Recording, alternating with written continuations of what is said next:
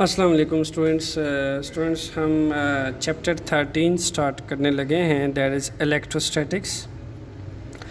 Students, electrostatics chapter के अंदर हम डिटेल से स्टडी करेंगे कुछ स्टैटिक इलेक्ट्रिसिटीज़ के से रिलेटेड पैरामीटर्स, जैसा कि एक चार्ज से रिलेटेड इलेक्ट्रिक फोर्स क्या होती है और एक चार्ज की इलेक्ट्रिक फील्ड क्या होती है, या फिर यूँ कह लीजिए कि एक चार्ज से रिलेटेड उसका इलेक्ट्रिक पोटेंशियल क्या कहलाता है। ये हम डिटेल से स्टडी करेंगे। स्टूडेंट्स, जो चैप्टर का नेम है, अगर उससे रिलेटेड हम देखें तो चैप्टर कंसिस्ट है इलेक्ट्रोस्टैटिक्स पे। स्टूडेंट्स,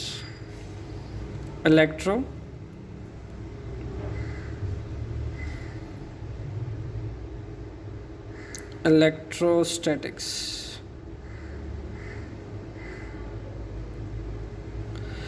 स्टूडेंट्स, इलेक्ट्रो का मतलब ये है चार्जेस। इलेक्ट्रो चार्जेस को कहा जाता है और स्टैटिक्स कहा जाता है रेस्ट। ओके, सो हमारे पास ये जो चैप्टर है ये किस चीज़ पे कंसिस्ट है? ये उन चार्जेस पे कंसिस्ट है जो रेस्ट में पाए जाते हैं, रेस्ट पोजीशन में पाए जाते हैं। तो मैं अगर इस चैप्टर का नेम कंबाइन करूं तो हम जिन चार्जेस के बारे में स्टडी करने वाले हैं, that is about charges at rest. Otherwise अगर इलेक्ट्रोस्टैटिक्स के हिसाब से देखा जाए तो इलेक्ट्रिसिटी को स्टूडेंट्स हम क्लासिफाई करते हैं। इलेक्ट्रिसिटी कैन classified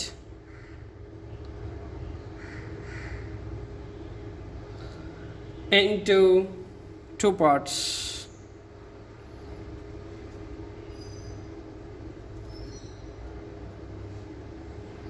इलेक्ट्रिसिटी को टू पार्ट्स में क्लासिफाई किया जाता है स्टूडेंट्स, जिसमें से फर्स्ट पार्ट है हमारे पास, that is static electricity.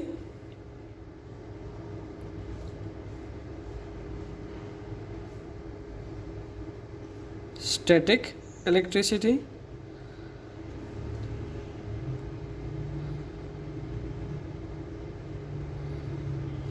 and the second part is current electricity. Okay, current electricity.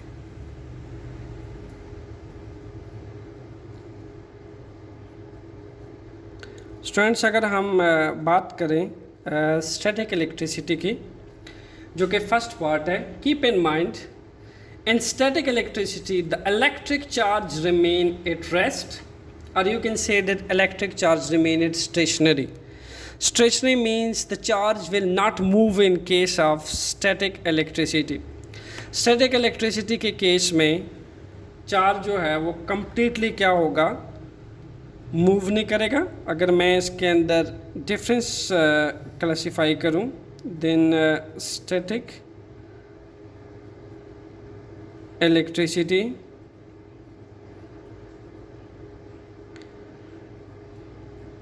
Versus current electricity.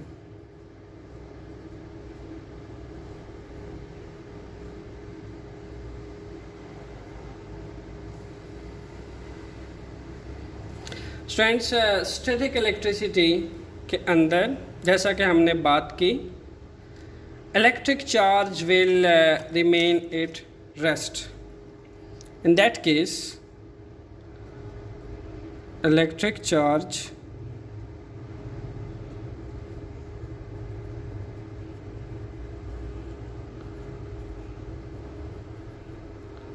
remain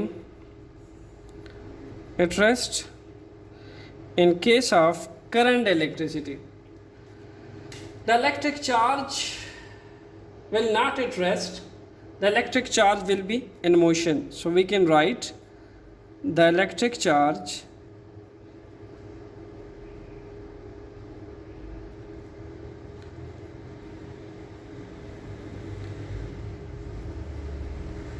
are in motion.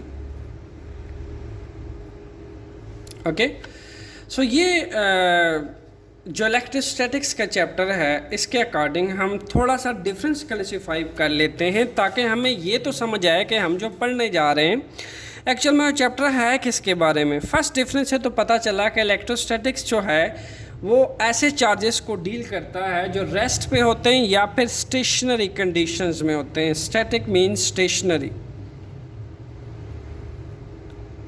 Stationery, okay. Stationary rest का ही दूसरा नाम है। अब अगर हम बात करते हैं स्टैटिक इलेक्ट्रिसिटी की, तो जो चार्ज एक्वायर होता है ग्लास रॉड से जब हम उसको रब करते हैं सिल्क क्लॉथ के साथ,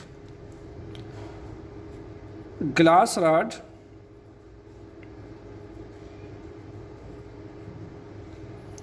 रब with सिल्क क्लॉथ,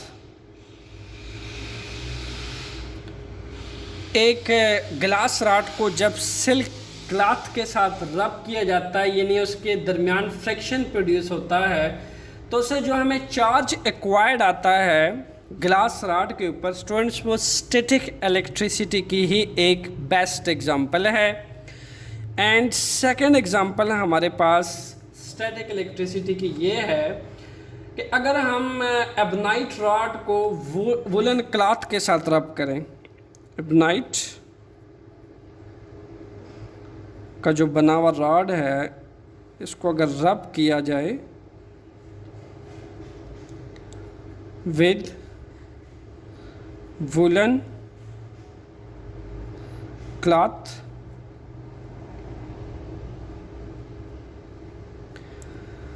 देन इस केस में भी जब हम वुलन क्लॉथ से नाइट रॉड को रब करेंगे, इस केस में भी तो जो चार्ज हमें एक्वायर होगा यानी मिलेगा हमें चार्ज, इस नाइट रॉड के ऊपर जो चार्ज आएगा वो भी मूव नहीं करेगा, वो भी स्टैटिक इलेक्ट्रिसिटी की एक टैप कहलाएगी।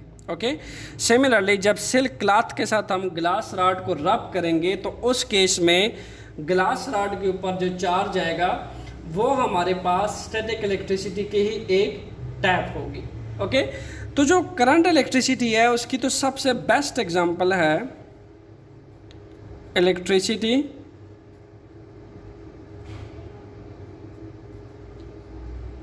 That we use in our home.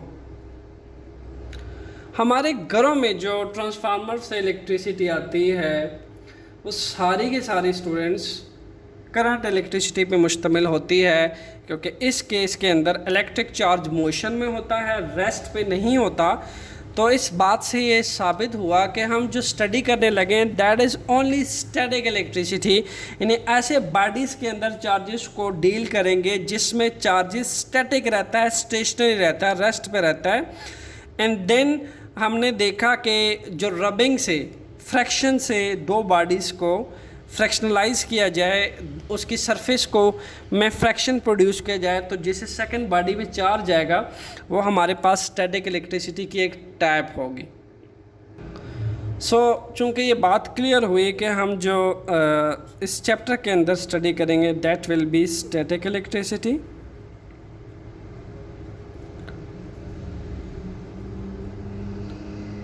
Static electricity.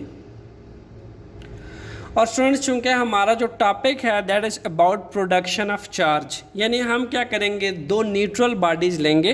Okay, दो न्यूट्रल बॉडीज़ लेके हम उनको रब करेंगे, एक बॉडी को दूसरी बॉडी के साथ रब करेंगे एंड देन बाय रबिंग से जो न्यूट्रल बॉडी के ऊपर चार्ज प्रोड्यूस होगा, either it's a positive nature charge, either it's a negative nature charge, जिस टाइप का भी चार्ज प्रोड्यूस होगा वो एक स्टैटिक चार्ज होगा, स्टेशनरी चार्ज होगा।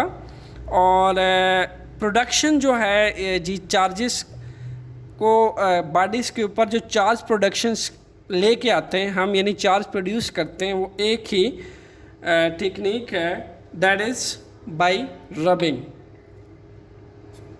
चार्ज कैसे प्रोड्यूस किया जाता है? Bye rubbing.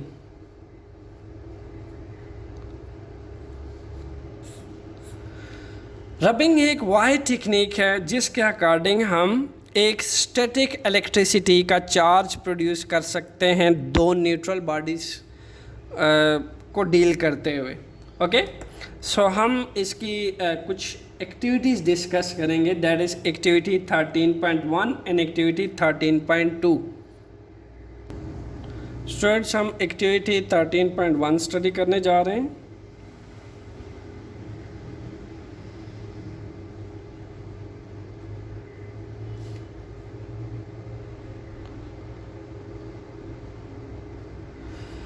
सबसे पहले तो एक्टिविटी 13.1 पढ़ाने से पहले मैं आपको एक चीज़ क्लियर कर दूं, बॉडीज़ जो है वो तीन तरह से पाई जाती है। First one is positively charge, positively charged,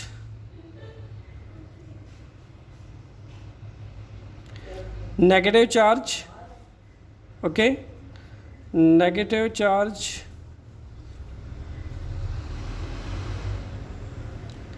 the third one is neutral charge।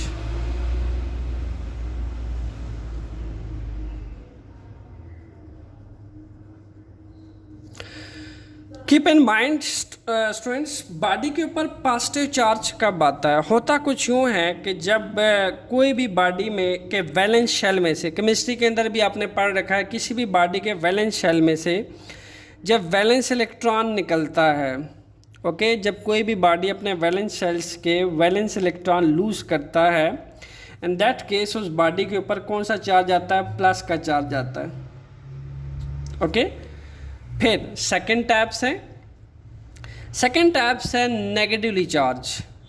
अच्छा, पॉजिटिवली चार्ज के अंदर होता क्या है कि पॉजिटिवली चार्ज बॉडी के अंदर पॉजिटिव चार्ज का मैग्नीट्यूड नेगेटिव चार्ज से ज़्यादा होता है।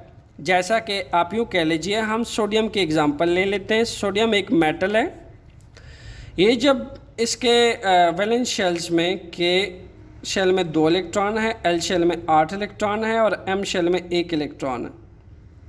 और स्टूडेंट्स, इसके न्यूक्लियस में 11 प्रोटॉन पाए जाते हैं जिनके ऊपर प्लस का चार्ज होता है। Keep in mind.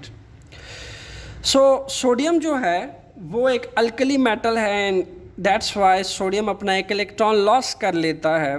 सोडियम अपना एक इलेक्ट्रॉन लॉस करने के बाद सोडियम के पास जो रिमेनिंग इलेक्ट्रॉन रह जाते हैं शेल्स के अंदर, दैट इज़ 10 -10 इलेक्ट्रॉन रह जाते हैं और इसके प्रोटॉन के अंदर अभी भी 11 प्रोटॉन मौजूद होते हैं। तो 11 - 10 तो टोटल चार्ज सोडियम के ऊपर आता है +1, यानी सोडियम एक तरह से पॉजिटिवली चार्ज हो जाता है।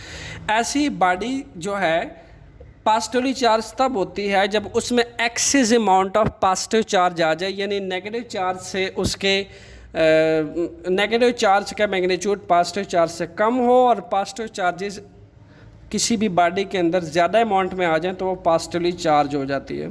सेकंड थिंग, हमारे पास एक और एग्जांपल है नेगेटिव चार्ज के लिए। अब हम नेगेटिव चार्ज पढ़ने लगे। नेगेटिव चार्ज भी बॉडी तब होती है जब उसके अंदर excess amount of negative charges आ जाए, यानी पॉजिटिव चार्जेस से जब नेगेटिव चार्जेस का मैग्नीट्यूड बढ़ जाता है, इन दैट केस वो बॉडी नेगेटिवली चार्ज्ड हो जाती है। अगर मैं एक इसकी सिंपल से नेगेटिव चार्ज बॉडी के एग्जांपल लूँ, नेगेटिव चार्ज, तो हम ये कह सकते हैं कि ये एक बॉडी है, इस पे ये सारे के सारे नेगेटिव चार्ज हैं एक्सेस अमाउंट में, और प्लस चार्जेस जो हैं बड़े लिमिटेड से हैं इसके अंदर। इन that case keep in mind ये बॉडी नेगेटिवली चार्ज होगी। जैसा कि यूँ कह लीजिए, आप ऑक्सीजन की एग्जांपल ले लें। ऑक्सीजन के केस में क्या होता है कि आपके ग्रुप 6 का एलिमेंट है ये, के शेल में इसके 2 इलेक्ट्रॉन होते हैं, एल शेल में इसके 6 इलेक्ट्रॉन होते हैं, यानी इसको स्टेबल होने के लिए 2 इलेक्ट्रॉन्स एक्वायर होते हैं, तो ये 2 इलेक्ट्रॉन्स गेट कर लेता है। आफ्टर स्टेबिलिटी इसकी कन्फिग्रेशन कुछ यूँ होती है, के शेल में 2 हो जाते हैं, एल शेल में 8 हो जाते हैं। याद रहे, ऑक्सीजन के प्रोटॉन चेंज नहीं होते न्यूक्लियस के अंदर, वो सेम रहते हैं, यानी ये P = 8 हैं तो ये p इजिकल टू 8 होते हैं, जबकि 2 इलेक्ट्रॉन गेन करने के बाद इसके इलेक्ट्रॉन्स जो हैं जिनके ऊपर नेगेटिव चार्ज है वो -10 हो चुके हैं। तो आप अगर इसको देखें तो -10 + 8 इस तरह से ऑक्सीजन के ऊपर -2 का चार्ज आ जाता है, यानी ऑक्सीजन में excess amount of negative charge आ जाते हैं। तो हमने सीखा कि बॉडी में नेगेटिव चार्ज कब आता है, जब वो access amount of charges gain करता है। किसी भी न्यूट्रल बॉडी में जब से उसमें excess amount of negative charges आते हैं, इन दैट केस वो बॉडी नेगेटिवली चार्ज होती है, और बॉडी पॉजिटिवली चार्ज तब होती है जब उसमें excess amount of positive charge आ जाता है, इन दैट केस वो पॉजिटिव चार्ज होती है। फिर लास्ट स्टेप है आपकी, that is neutral body. Students, body कोई भी इनिशियली बिफोर रबिंग, जब हम स्टैटिक इलेक्ट्रिसिटी को डील करते हैं तो रब करने से पहले, किसी भी बॉडी को रब करने से पहले वो बॉडी हमेशा न्यूट्रल होती है। न्यूट्रल का मतलब ये है कि उसमें जितना अमाउंट ऑफ पॉजिटिव चार्ज पाया जाता है उतने ही अमाउंट का नेगेटिव चार्ज पाया जाता है। तो अगर दोनों ही चार्जेस इक्वल हों तो कीप इन माइंड वो चार्जेस एक दूसरे को क्या कर लेते हैं, न्यूट्रलाइज कर लेते हैं। ओके, वो क्या कर लेते हैं, न्यूट्रलाइज कर लेते हैं, एक दूसरे को कंप्लीटली न्यूट्रल कर लेते हैं। जैसा कि आप कोई भी एटम ले लें, रिएक्शन से पहले मैंने यहाँ 2 एग्जांपल ली, सोडियम और ऑक्सीजन। अगर आप सोडियम को देखें before doing any chemical reaction, जब ये आम फ्री स्टेट में पाया जाता है, इन दैट केस इसके न्यूक्लियस में स्टूडेंट्स 11 प्रोटॉन होते हैं और 11 ही इलेक्ट्रॉन इसके शेल में रिवॉल्व करते हैं। ओके, 2, 4, 6, 8 एंड इसके एम शेल में भी एक इलेक्ट्रॉन रिवॉल्व करता है। तो यूँ आप कह सकते हैं कि 11 प्रोटॉन है और 11 इलेक्ट्रॉन है, सो सोडियम कम्प्लीटली न्यूट्रल है। जबकि जब एक इलेक्ट्रॉन ये लॉस कर छोड़ता है तो ये पॉजिटिवली चार्ज्ड हो जाता है, ये न्यूट्रल नहीं रहता। तो हम न्यूट्रल बॉडी किससे कहेंगे, जिसमें पॉजिटिव चार्ज और नेगेटिव चार्ज का मैग्नीट्यूड कम्प्लीटली इक्वल हो, ऐसी बॉडी न्यूट्रल कहलाती है। यह था कुछ कंसेप्ट इनिशियल एक्टिविटी 13.1 पढ़ने से पहले। अब हम बढ़ते एक्टिविटी की तरफ। स्टूडेंट्स, एक्टिविटी 13.1 में हम सबसे पहले क्या लेंगे, एक हम ले लेंगे प्लास्टिक रॉड, 1 प्लास्टिक रॉड,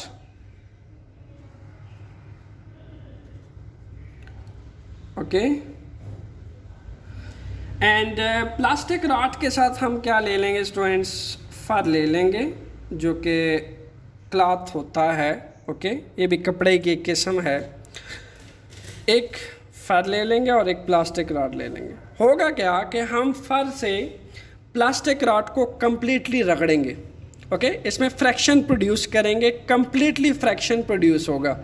फर को हम प्लास्टिक रॉड के साथ जब रब करेंगे, ओके, चूँकि हमने प्रोडक्शन ऑफ चार्ज के अंदर क्या टेक्निक पढ़ी है कि रबिंग करने से हम क्या करते हैं, चार्ज प्रोड्यूस कर सकते हैं।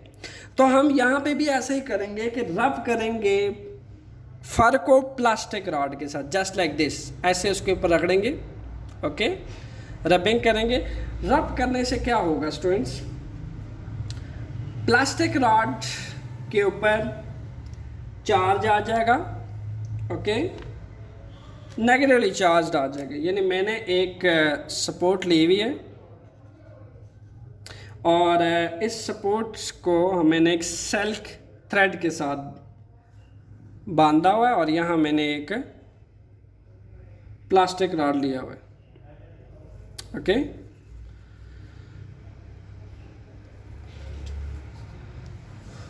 फ्रेंड्स, जब मैं इसको फर के साथ कंप्लीटली रब करूँगा तो होगा क्या कि प्लास्टिक रॉड कंप्लीटली क्या हो जाएगा, नेगेटिवली चार्ज्ड हो जाएगा।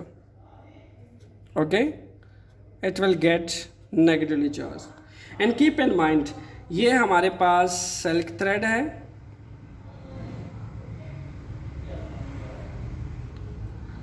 ओके, हमने एक फिक्स सपोर्ट के साथ इसको बांधा हुआ है और फिक्स और सिल्क थ्रेड की हेल्प से इसको वर्टिकली सस्पेंड किया हुआ है। ओके, एंड सिमिलरली अगेन मैं इसी एक्टिविटी को एक्सपेरिमेंटली देखने के लिए अगेन एक और प्लास्टिक रॉड लूँगा और फर से अगेन इसको रब करूँगा। चूँकि मटेरियल सेम है, ये भी प्लास्टिक रॉड है, ओके, ये भी प्लास्टिक रॉड है जो मैंने पहले ले रखा है, और सेकेंडली जो रॉड लूँगा वो भी प्लास्टिक रॉड होगा, उसको भी मैं सिल्क थ्रेड के साथ फर के साथ अगेन रब करूँगा।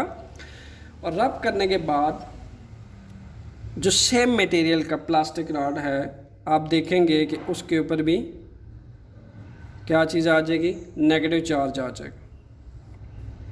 Okay, it will also get negative charge on it again, once again.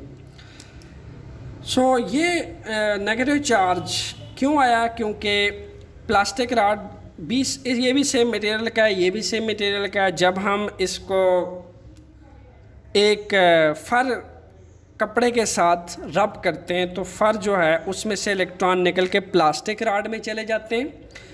जिस तरह से प्लास्टिक रॉड के ऊपर excess amount of negative charge आ जाता है and then plastic rod negatively charge हो जाता है, सेकंड प्लास्टिक रॉड को भी हम ऐसे ही फर कपड़े से रब करते हैं। इसको रब करने से तमाम नेगेटिव चार्ज एक्सेस अमाउंट में ट्रांसफ़र हो जाते हैं प्लास्टिक रॉड में, यानी प्लास्टिक रॉड पे excess amount of negative charge आ जाता है and then second plastic rod same material का बना हुआ, दोनों पे नेगेटिव चार्ज आता है। अब हम क्या करने लगे हैं, दोनों को एक दूसरे के करीब लेके आने लगे हैं। जब दोनों को एक दूसरे के करीब लाया जाएगा स्टूडेंट्स, तो आप यहाँ ऑब्जर्व करेंगे हम कि ये दोनों प्लास्टिक रॉड एक दूसरे को रिपेल करेंगे। ये प्लास्टिक रॉड इसको के ऊपर इलेक्ट्रिक फोर्स लगाते हुए इस ऊपर की जानिब रिपेल करेगा और ये प्लास्टिक रॉड इसके ऊपर इलेक्ट्रिक फोर्स लगाते हुए इसको नीचे की जानिब रिपेल करेगा। यानी दोनों के ऊपर सेम चार्जेस हैं। सेम चार्जेस होने की वजह से ये दोनों एक दूसरे को रिपेल करेंगे, मूव करेंगे अवे एक दूसरे से।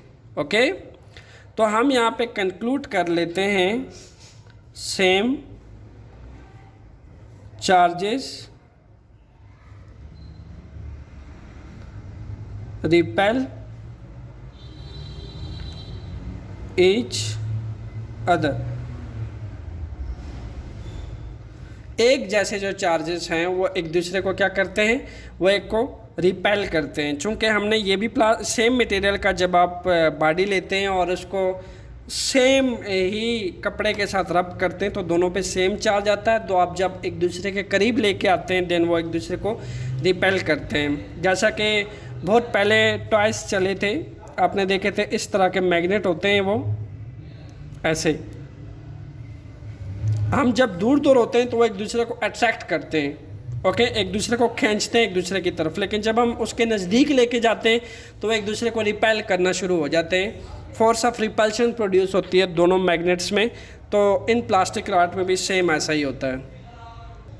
स्टूडेंट्स, एक्टिविटी 13.2 की बात करते हैं। एक्टिविटी 13.2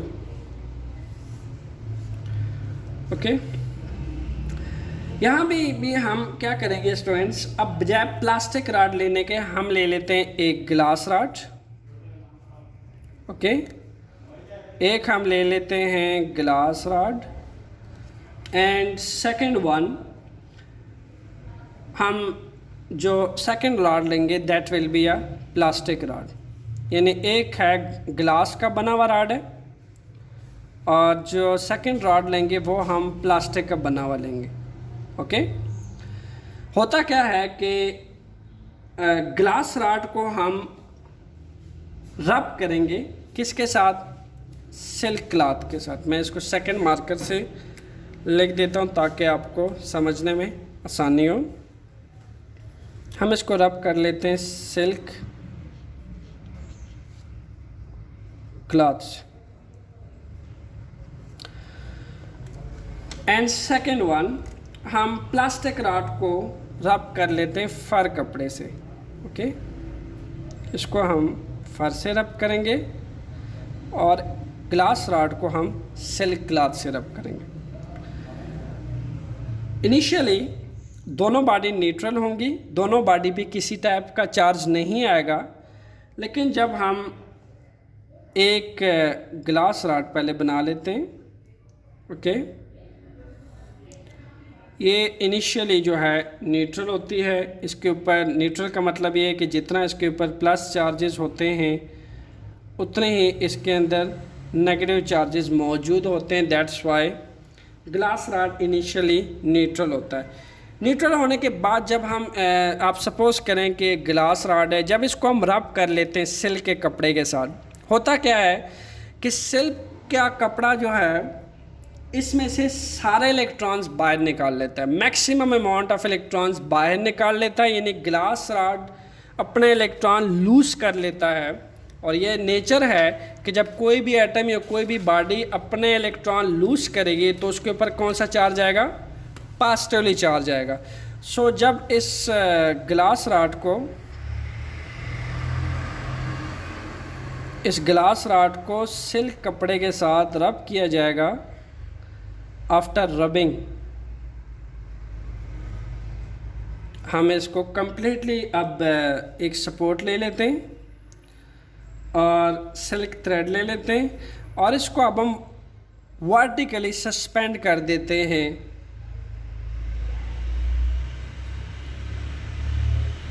इसको हम वर्टिकली सस्पेंड कर लेते हैं। ये स्टूडेंट्स है हमारे पास glass rod.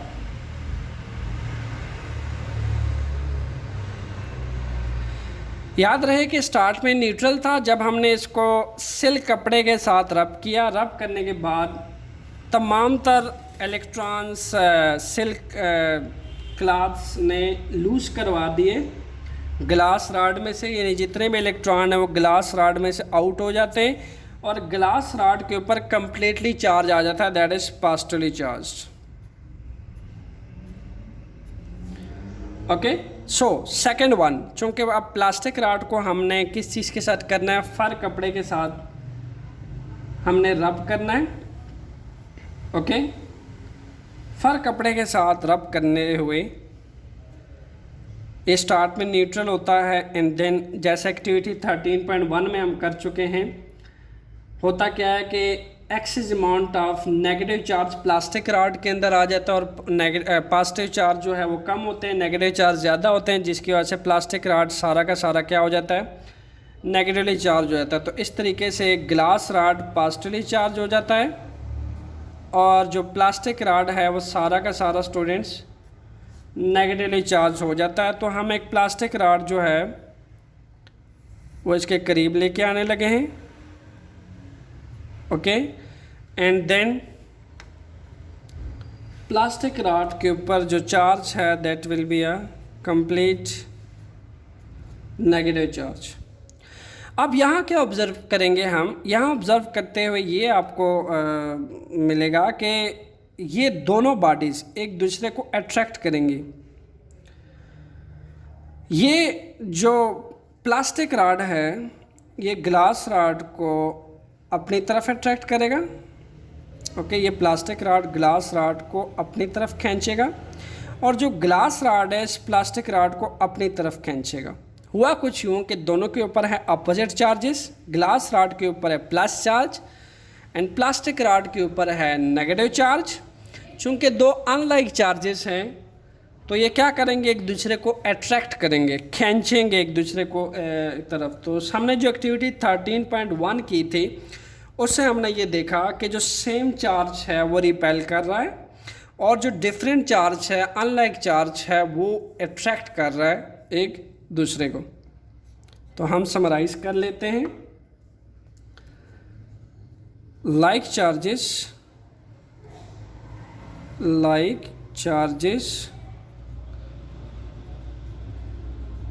Repel each other.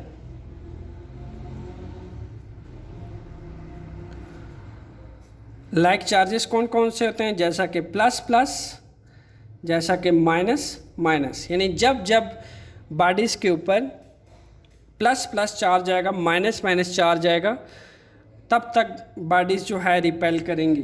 Okay, and second one, unlike charges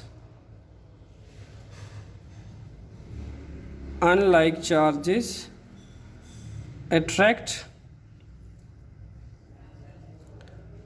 each other। Unlike charges क्या करेंगे जी, ये अट्रैक्ट करेंगे एक दूसरे को। लाइक हमारे पास जब एक बॉडी के ऊपर पॉजिटिव चार्ज होगा और सेकंड बॉडीज़ के ऊपर नेगेटिव चार्ज होगा, या फिर यूँ कह लीजिए अगर फर्स्ट बॉडी के ऊपर नेगेटिव चार्ज आता है एंड देन सेकंड बॉडी के ऊपर पॉजिटिव चार्ज आता है, इन दैट केस वो एक दूसरे को अट्रैक्ट करेंगे। And third point is the charge is the basic property of material body. Charge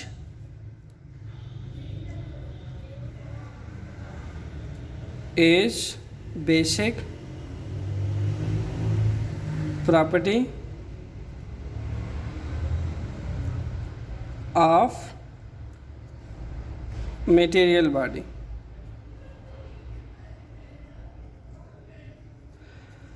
students, body इस पॉइंट का मतलब है कि body material body initially neutral होती है, उस पर किसी किस्म का चार्ज नहीं होता। ये किसी भी चार्ज की बेसिक प्रॉपर्टी है। मतलब हर बॉडी ज़रूरी नहीं है कि उसके ऊपर पॉजिटिव चार्ज आएगा हमेशा, या ज़रूरी नहीं है कि हर बॉडी के ऊपर हमेशा नेगेटिव चार्ज आएगा। ये उसकी बेसिक प्रॉपर्टी है और नेचर है कि हम उसको किस ऑब्जेक्ट के साथ रब करते हैं और उसके ऊपर किस टाइप का चार्ज आता है। तो एक पॉजिटिव चार्ज होता है, एक नेगेटिव चार्ज होता है। तो बाय रबिंग जो है उसकी प्रॉपर्टी चेंज होती है और ये किसी भी मटेरियल बॉडी की बेसिक प्रॉपर्टी होती है। जबकि हम यूँ भी कह सकते हैं कि हर मटेरियल्स की ये नेचर नहीं होती कि वो चार्ज गेन करे या उसके ऊपर किसी तरह का स्पेशल चार्ज आए। ओके, तो ये किसी भी मटेरियल्स की बेसिक प्रॉपर्टी होती है।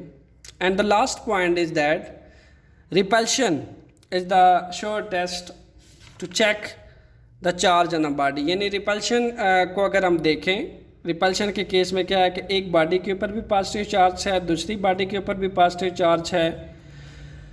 स्टूडेंट्स, इसी से पता चलता है कि बॉडी के ऊपर कौन सा चार्ज है। ये एक श्योर टेस्ट है। यानी जब हम इससे पहले एक्टिविटी 13.1 कर रहे थे, उससे हमें क्लियर हो गया था कि बॉडी के ऊपर जो है दोनों बॉडीज़ के ऊपर चार्ज मौजूद है। तो रिपल्शन से ही हम अंदाज़ा लगा सकते हैं कि बॉडी के ऊपर कौन सा चार्ज मौजूद है और चार्ज मौजूद भी है या नहीं है। That's why repulsion is a sure test to check charge on a body. So ये था स्टूडेंट्स आपका एक्टिविटी 13.1 एंड 13.2 एंड